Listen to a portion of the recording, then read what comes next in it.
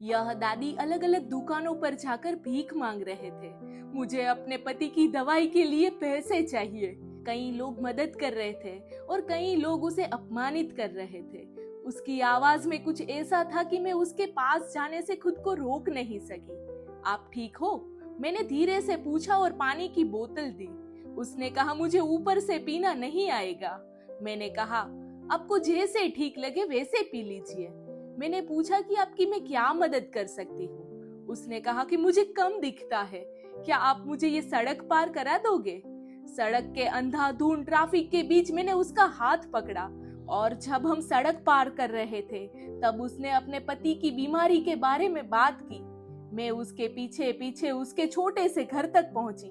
कादर बापू, एक बुजुर्ग व्यक्ति जिनके चेहरे पर थी लंबी दाढ़ी और था बरसों की मेहनत का असर। मैं एक फैक्ट्री में काम पर जाता था। कई बरसों तक मैंने केमिकल के बीच में काम किया।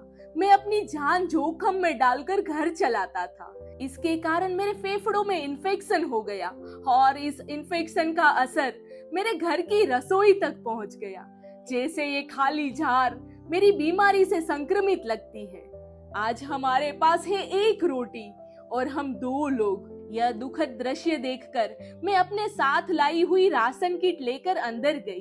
तब कादर बापू ने कहा, मैं पहले बहुत मेहनती आदमी था, लेकिन अब मैं असहाय महसूस करता हूँ। मैं अपने या अपनी पत्नी के लिए कुछ भी नहीं कर पा रहा। जब मैंने कुछ पैसे उनकी जेब में रखे तब उन्होंने मुझसे हाथ मिलाया और मुझे आशीर्वाद देते हुए कहा, भीख से मिले पैसों से या तो दूध खरीद सकते हैं या तो फिर दवाइयाँ।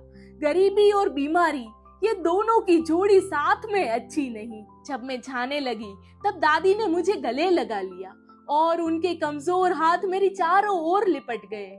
भीख मांगते समय चेहरे पर दिखने वाली लाचारी पूरी तरह अदृश्य हो गई और मैं उनके संघर्ष को महसूस कर सकती थी।